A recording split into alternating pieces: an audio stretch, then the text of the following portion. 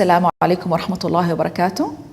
This is the 7th video, Communication Skills for Physician, a DVD course by the Saudi Commission for Health Specialties. This is Dr. Faisal Reis with you. I'm going to cover in this video 3 steps of doctor-patient relationship. We are going to cover how to build rapport, how to show our patient our empathy, and how to make use of the physical examination. Okay? Step 3, 4, and 5. Okay, let us start with building rapport. This is the skills of building rapport. Show patient interest and respect. Show support and care. Recognize verbal cues and non-verbal cues, and respond immediately to patient cues. Balance between intimate relationship and professional relationship. Flexibility and respect of patient autonomy. Confidence, show patient you are confident. Non-judgmental attitude. Confidentiality, and building rapport with the family. Let us take them one by one. What do you mean by rapport? Rapport occurs when patient and doctor feel they relate well to each other. Relate well. The relation is not normal. It's very strong. We call it intimate relationship. علاقة ودية, intimate relationship. Steps of building rapport. First, show interest and respect. Try to take the opportunity anytime during the consultation to show patient how much you respect him, how much you are interested about him, by continuing eye contact, by continuing encouragement. Okay? Second skill is to show support and care. Whenever patient tell you something, you show him you are with him. For example, like you tell him, you are right. I will see what can I do for you. All these supporting comments, and show how much you care for him. Number 3, to recognize patient cues, either verbally or non-verbally. If, for example, you notice any facial expression that he is sad, you tell him that you are noticing this. If he tell you a vague word, for example, you ask him, how are you? He will tell you, ماشي الحال. He will tell you, not bad. Try to elaborate more. What do you mean by not bad? And respond immediately to patient cue. Don't leave it to the end, because this cues, it means that the patient has emotion here. The patient has psychosocial problem. He likes to ventilate. He likes to talk about it. Some doctors, they prefer to leave it at the end. It's not good doctor-patient relationship. It is not good communication. To practice good doctor-patient relationship, we need to immediately to react to it and appropriately to react to it. So postponing the response to patient's cues will give negative message to the patient. He will say, doctor is not interested, so I will not tell him again. I will not show him again my feelings. Okay? 5, to balance between the intimate relationship and professional relationship. You need to know that you are not patient friends or patient relatives, so you need to keep the red line of your professional image. Why you need to keep this red line? The advantage of this balancing in the relationship to prevent dependency, so the patient will not be over-dependent on you. It is better use of time in the consultation, so you will concentrate on the relevant things. When we encourage you to pay attention to the patient's psychosocial problems, we mean the real psychosocial problem, but not the detailed personal things. Okay? And another reason, this professional relationship, it will encourage patient to talk more freely. He will talk to you because you are professional. You can understand him. So keep this red line of your professional image. Building rapport skills is flexibility and respect of patient autonomy. What do you mean by patient autonomy? The patient tries to choose for himself. So if a patient he think this option is better for him, but you as a doctor, you don't think it is the best option for him, you want to balance between losing the relationship or to be flexible and respect his wish, his autonomy. What do you choose? Are you going to be very rigid and to insist of your choice, or you respect his autonomy and to go with the patient's choice? Taking into consideration there is no real risk of choosing A or B. It is controversial things. So if you are talking about controversial things, we should respect patient autonomy. We should respect patient choice. If you choose to do something, even if it is not our preferable choice, we should respect his choice and to be flexible and to consider the relationship priority number one. Okay? And in any argument, try to avoid rigidity and to consider maintaining the relationship with your patient, as I said, priority number one. For example, I'll give you another example.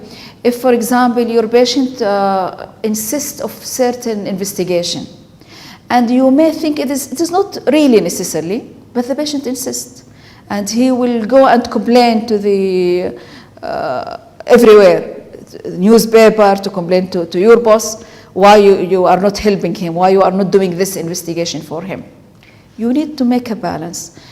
Is it okay to lose the relationship with this patient?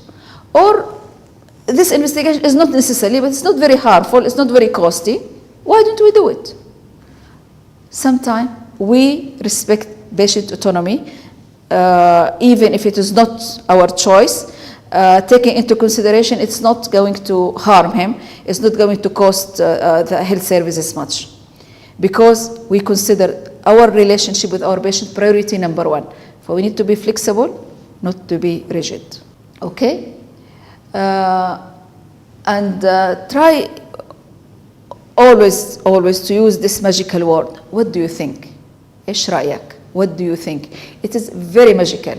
It makes the patient feel that he is respected, that he has a choice in his health. What do you think? Okay? Show understanding to patient point of view. Number 7, show confidence. Your patient like to picture you confident enough and skillful enough. So you need to show him how confident you are. You need to work on your credibility. And we talk in communication skills, the different classification of nonverbal communication, including the clinic arrangement, including the environment of your clinic, including your appearance, including your the way you talk, all these things, it to reflect your confidence and your credibility. You should work on this, your tone of voice, your building rapport. Number 8, non-judgmental attitude. Remember that the patient is a patient. He is weak and he needs your help.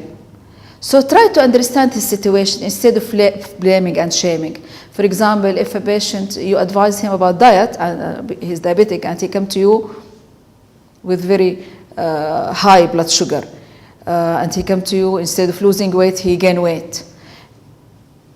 Try to understand why he is doing this, instead of blaming and shaming. He is a patient. For sure, he has his excuses. Confidentiality. If needed, if patient, for example, you feel that he has something he wants to tell, but he feel hesitant to tell it, remind him that everything between you and him is confidential. So this will help to make him have a good relationship with you, and he will ventilate even his deep secrets.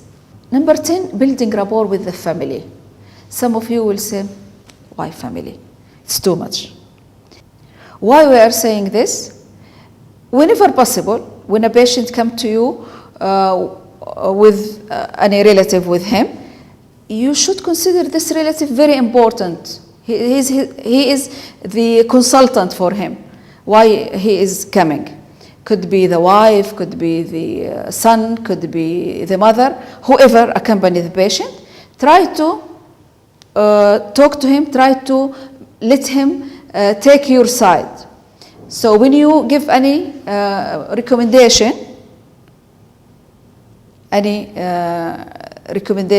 for, in the management, try to direct your advice or your explanation to both of them, to the patient and to the company. Okay? And try to show your respect to him or to her, to let him take your side instead of giving advice contradictory to your advice. Because if he is not convinced, he will advise your patient contradictory advice to your advice. Okay? So try from the start to let him take your side and to complement your advice, to work with you instead of working against you. Okay? Use it or lose it. The smart doctor, he use it. Okay? Let us see what is the myth and what are the truth about building rapport with the patient, to having special relationship with the patient. Some doctors, they may say rapport is against professionalism. I should have very clear red lines between me and the patient. This is what some doctors understand about professionalism. But the truth, rapport is one of the patient's rights. He needs to be treated as special because he's telling you all his secrets, consider you very trustful. You need to treat him as special as well. Okay? And the other things, we ask you to have balance between the intimate and professional relationship. And the smart doctor, they know where to put the red lines, how to balance between the intimate and professional relationship. Rapport with the family. Oh, I'm not a social worker to communicate with the family. It's enough for me to communicate with the patient. But involving the family will improve the compliance. One of your aim is when you give any instruction to the patient or any medication, you want him to comply with you. If he didn't comply with you, so all your effort, it's useless. So if rapport with the family, it make compliance better, why don't you do it? It will improve your satisfaction if the patient is comply with your advice or your instruction, whatever it is. It will improve your self-satisfaction. And it will reduce doctor shopping. So instead of this family member who is accompanying the patient, taking the opposite role of your advice and advise against you, if you make him taking your side, so the patient will not go from you to another doctor and he continue shopping. That's it for building rapport. Okay, we move now to the step 4, empathy. Empathy is very much needed by every patient when he comes to tell us about his symptom, his psychosocial suffering with this symptom. He needs our empathy.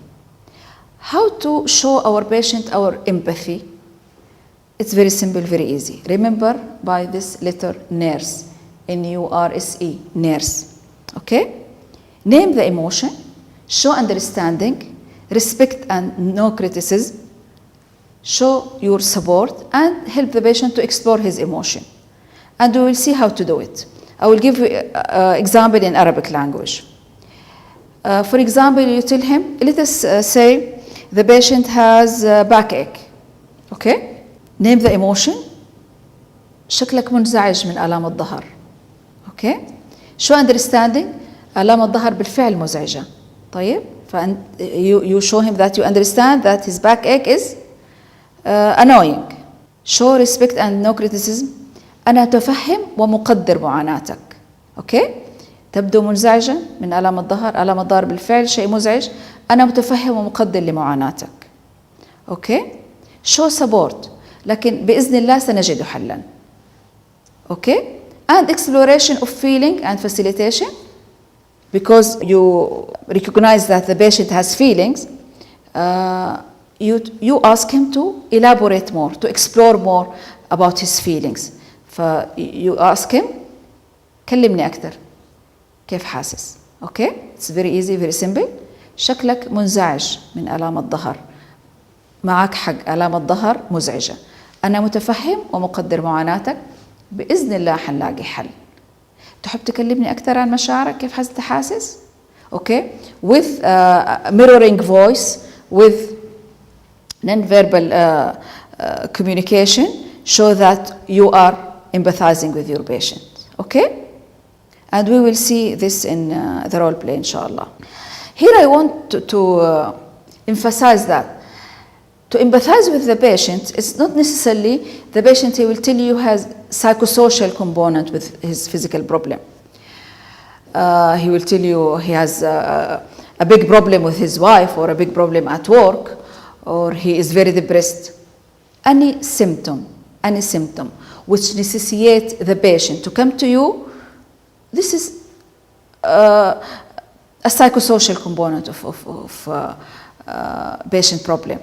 Because he come to you, he couldn't go to work, he has a problem at home, he can't manage appropriately, or he couldn't do his ordinary activity. This is a psychosocial component of patient problem. He doesn't need to be very depressed, he doesn't need to have a big problem at work or at home. So, for any complaint, whatever it is, we need to show our empathy, okay? As I told you, patient has a back pain. Patient is not having depression, he has a back pain. So you emphasize with this back pain which causes him this disturbance, okay? What are the non-empathic response or destructive comment? Some doctor, they may do it. They may do it with good intention, but it is destructive really. Changing the topics. For example, the patient, he tell you, I have severe back pain, and I couldn't sleep last night from this back pain. And he want to continue complaining about he couldn't sleep. You redirect him. Let us focus on your back pain. As if his suffering, he couldn't sleep, is not important. This is very destructive comment and make the patient feel that you are not empathic with. Okay? The second destructive comment, some doctor, they may do it. I know better than you. I give you an example. For example, the patient tell you, I have severe back pain. I couldn't sleep last night. I'm very worried it might be something very serious. So the doctor reply, don't worry. I am your doctor. Believe me, it is nothing. It's not serious. Okay? Do you think this is helping? Do you think this is empathic response? No, it's not. Although the intention is positive, doctor want to help his patient, want to reassure him, but to block the patient like this, not to let him complete his worry, and not to show respect to what he think that it is serious. From the start, it is not helping at all. It's not empathic response. Number 3 of destructive comment, judgmental response. For example, the patient tell you, I have severe back pain, I couldn't sleep last night, I'm very worried it might be something serious. You are telling him, no, you are overreacting. Every day I see patient like this, don't worry. Although the doctor, again, he is saying this with good intention, but for the patient to tell him you are overreacting, as if you are insulting him, as if he is lying or he is obsessional.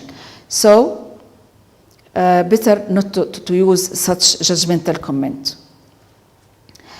Other destructive comments, for example, giving advice very early in the consultation, before the patient ventilate or his feelings or his worry. Whenever he tell you, for example, again with the patient with back pain, he will tell you, I have a back pain, severe back pain, I couldn't sleep last night, I'm worried that it might be serious. So the doctor start advising him, don't worry, if you couldn't sleep, no problem, next time do this and this. So such advice before you let the patient ventilate or his feelings, it is a destructive comment. As if you are sending a message to the patient, stop it, don't complain anymore. Okay, premature reassurance. And we talk about premature reassurance before, to tell the patient, it's nothing, it's minor. Every day I see a lot of patients like this. It is insulting as well. Interrogating questions. For example, the patient wants to talk about his worry and his suffering. Last night he couldn't sleep. and you are giving him direct questions to his physical part of the problem. Okay, it is your business. It is to take the detail of the physical part of the problem, but you need to give the patient a chance to ventilate his feeling first, because such concentration on physical part, as we are saying this from the start of this course, and we continue saying this, it is not helping to the patient. Okay, telling your own story. This is not uncommon, really. Patient come complaining of something, and you, instead of let him continue to ventilate his suffering, you tell him, what's your problem? For example, let us take the first example, the patient with backache. He will come to you, tell you, I have severe backache, I couldn't sleep last night, and I am worried that it is serious. The doctor, he may have the same problem. He will say, oh, don't worry, I have severe back pain, sometimes I can't sleep, but you see, I'm working now, I have no problem. The intention of the doctor is to reassure him. But telling your own story and telling the patient that you are strong and you manage to come and do your job, and you are very strong person, you can neglect the pain and do your job, it is not helping at all. As if you are telling the patient you are spoiled, you are overreacting. Look, I am the reference. I have pain and I continue working. Who told you that you are the reference? Every patient has his threshold of pain. If your threshold of pain is high, this is very good. Alhamdulillah, you are excellent. But the patient, his threshold of pain is low, and he has the right to complain about his pain. Okay? Don't tell your story and don't consider yourself as a reference. Okay, what are the myths and what are the truth about empathy? Some of you, they may say, my patient, they know how much I care for them without this nurse. I don't need to name the emotion and show understanding and respect and show support and to ask them to talk about his emotion. They know I am empathic. They know I am a very nice person to them. I care for them. But the truth, patients don't experience our care and compassion until we give voice to it. If you don't say it, how will they feel it? They don't have the ability to read what is in your heart. You need to voice it. Other myth, some doctors, they may say, my empathy will not change patient suffering. If he is suffering, he couldn't sleep, or he is depressed, or he has problem at work, my empathy will not change anything. I will tell you, acknowledgement of suffering and allowing ventilation. We said this before and we continue saying it. Just allowing ventilation, allowing patient to talk about his suffering is reassuring and improving doctor-patient relationship. So all what you need to know is ask him to explore more, to tell you about his suffering, and give him empathic listening, active listening, all that what he needs from you, just to listen to him. Okay? So try to use your ability. You are able to help the patient just by good listening. Use your ear and patient will be very happy with it. Okay, this is some examples of in Arabic for what can you say to help your patient. هحاول أسوي إلا أقدر عليه عشان أساعدك. أطمن، العلم اتطور وهناك في حلول كثيرة لكل مشكلة. ما خلق الله داء إلا وله دواء. كل هذه جمل, all these sentences are give support and reassurance to your patient. Okay? And remember قوله صلى الله عليه وسلم لا يرحم الله من لا يرحم الناس ومن أعطي حظه من الرفق فقد أعطي خيرا كثيرا. والرحمة والرفق, empathy is not something in your heart, it is something you need to show it to your patient. It's not enough to keep it in your heart. Okay? Now we are going to see the role play, and بإذن you will see how easy and spontaneous you can learn it and you can do it with your patient. Okay.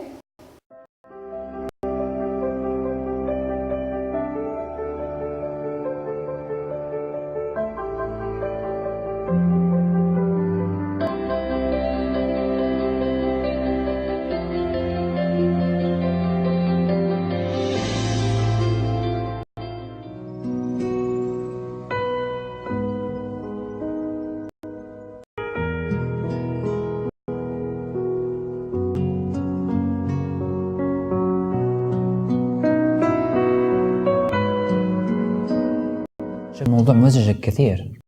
صراحة دكتور أنا الحين صار لي متزوج من فترة، العلاجات ما فادت معايا. أيوه. حاسس إنه ما في أمل. لا تقول كذا، أمل في ربنا كبير. كل عندهم صعوبة في الإنجاب بيكون عندهم نفس الشعور.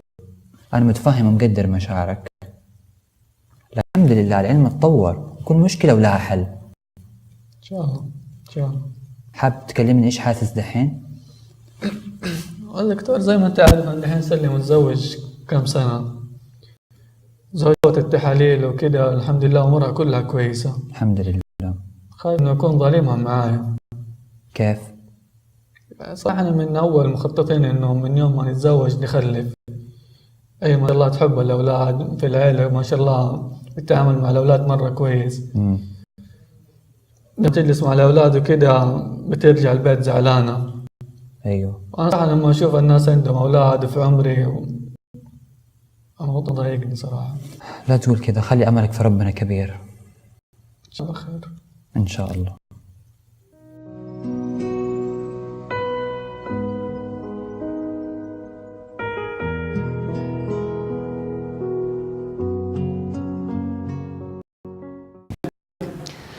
والله دكتور أنا محول ليك على أساس أعمل أشعة مقطعية للرأس، عندي صداع. سلامتك. الله يسلمك. حكيني أكثر. يعني عندي صداع تقريبا له يمكن أسبوعين زي كذا. أسبوعين؟ أيوة. والصداع هذا يروح ويجي. طيب. يمسكني كده في مقدمة رأسي، أحسه زي الضغط، شيء كده يضغط على رأسي. سلامتك. الله يسلمك. كابتن أحمد، أنت إيش تتوقع سبب الصداع؟ خايف يكون شيء خطير. شيء خطير؟ لا سمح الله زي إيش؟ سرطان، شيء زي كذا. بعيد الشر عنك. آمين إن شاء الله. أنت ليش فكرت كذا؟ شكلك منزعج. والله دكتور يعني الموضوع قلقني صراحة، يعني خايف، أنت عارف سرطان وزي كذا وشغلي وأكيد الموضوع مزعجني. معليش، أنا متفهم وضعك والله. أنت في مركز حساس وأكيد إن موضوع الصداع هذا ممكن يضايقك شوي. بس إن شاء الله إننا نتساعد ونلاقي لك حل. إن شاء الله بإذن الله. بإذن الله. بس يا ليت يا كابتن أحمد إنك تكلمني أكثر كذا عن أحاسيسك. دكتور يعني الوالد متوفي، وأنا الوحيد اللي أعيل الأهل، يعني الوالدة والأخوات في البيت، فأكيد لازم أقلق. يعني أنا خايف لا سمح الله يكون شيء خطير وأموت، ومين حيبقى للأهل؟ يعني مين يصرف عليهم؟ مين يجلس معاهم؟ فالموضوع مرة يعني ما أنام في الليل، على طول أفكر في الموضوع. مرة موضوع يعني قلقني صراحة دكتور.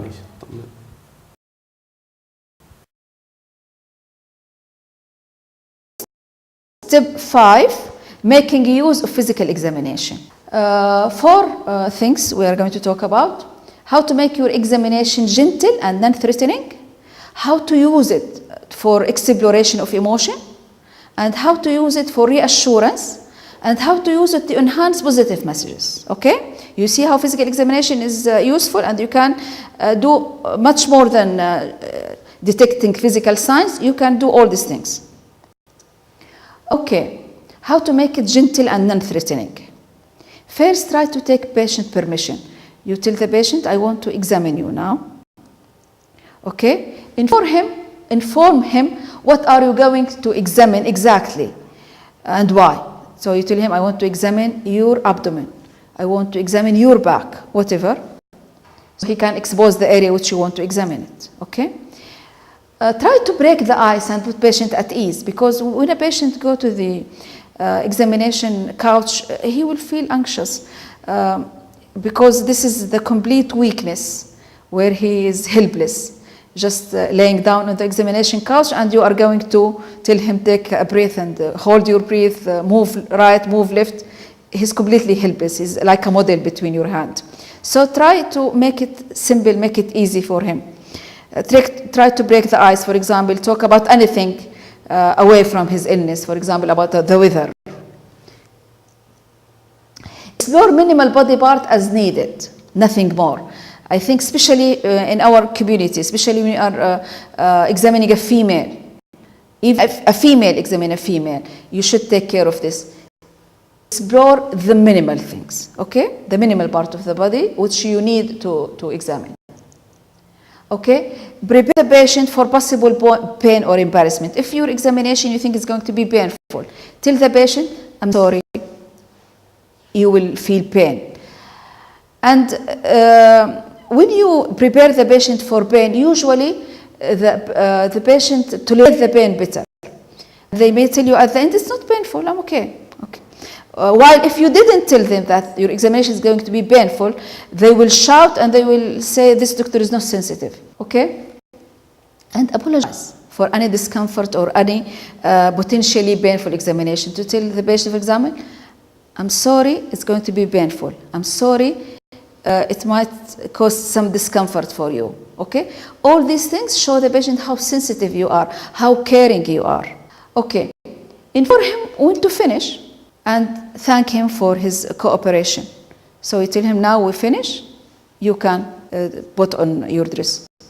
Other things which you shouldn't do it at all, never ask a history of any physical symptoms while you are examining the patient. For example, while you are hearing his heart sound, you ask him, is anybody in the family has a heart problem?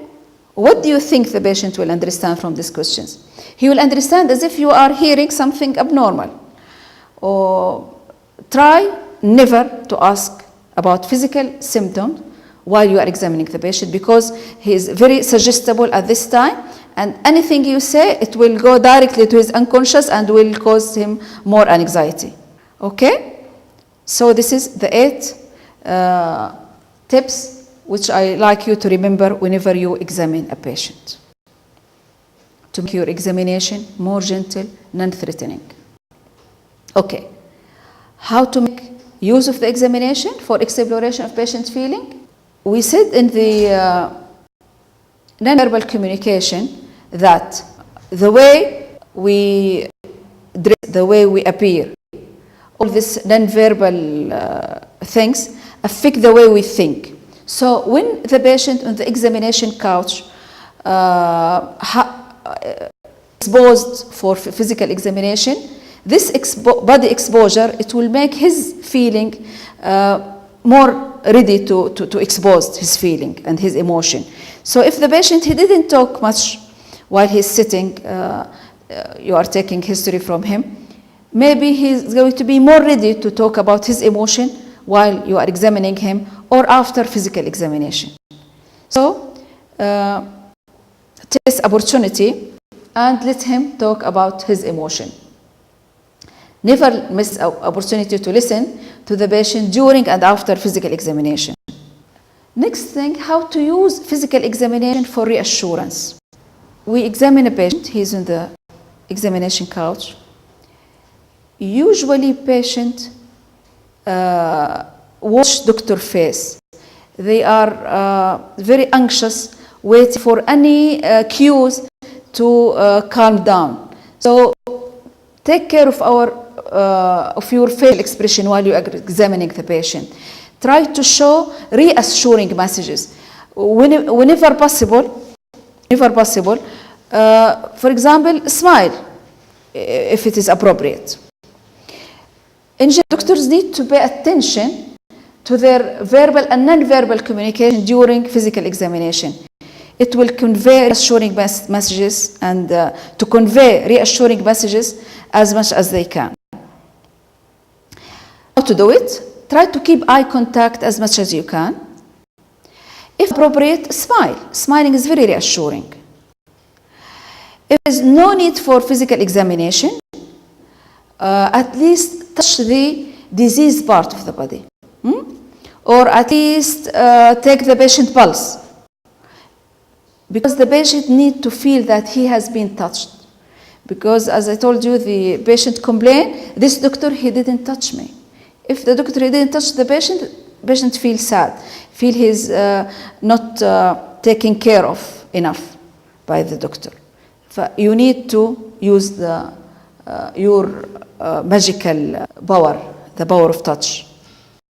Okay. How to make use of physical examination? To enhance positive messages. Again, patient on the examination couch feel weak and maybe helpless. This makes him more suggestible. You need to use this situation when the patient becomes very suggestible to use it for the best interest of your patient. How to use it for the best interest of your patient? They call this situation the consultation power, or the healing effect of touch while you are touching the patient. Smart doctor can take the advantage of this psychological situation for the best benefit of their patient by giving positive suggestions, reassuring suggestions, or counseling suggestions. For example, you want the patient to quit smoking. When you mention this while he is on the examination couch and he feels helpless and very suggestible, you tell him, Alhamdulillah, your examination is okay, but I need you to stop smoking. His unconscious is going to be very ready to accept this suggestion, and his compliance will be more, and his reassurance will be more. So give reassuring messages and give advice and counseling messages. See what are the myth and truth about physical examination. Some doctors, they may say physical examination just for detecting physical signs, nothing more. But we are telling him physical examination is opportunity for reassurance. So they say painful or humiliating physical examination is not doctor's fault. What can I do if the examination is painful? It's not my responsibility. But smart doctor can make it less harmful. Why not? You can try it just by telling the patient, I'm going to do this examination. It is painful. I'm sorry for this. This preparation will make it less painful. Now let us go to the role play, and you will see how we can do the physical examination with less harm, and we use it for the best advantage for our patient. Okay?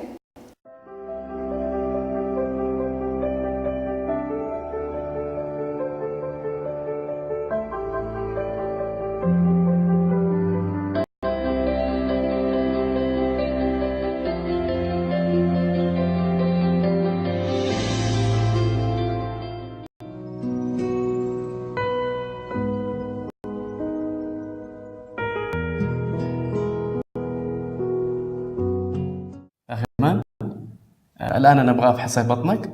لو تكرمت تفضل لغرفة الفحص جوا، بس أبغى منك تكشف لي بطنك كامل وتتغطى بالشرشة بعد إذنك. تفضل.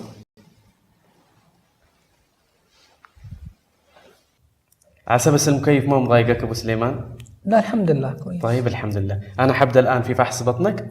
اعذرني لو حطيت يدي على مكان ألم ولا شيء وألمتك. مسموح يا دكتور. الله يعطيك العافية.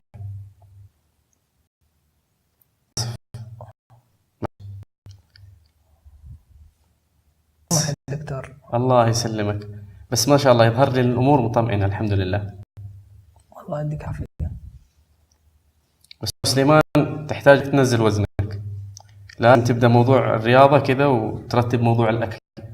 إن شاء الله. اتفقنا؟ إن شاء الله. الله يعطيك العافية. الحمد لله الأمور كلها مطمئنة، اللهم لك الحمد.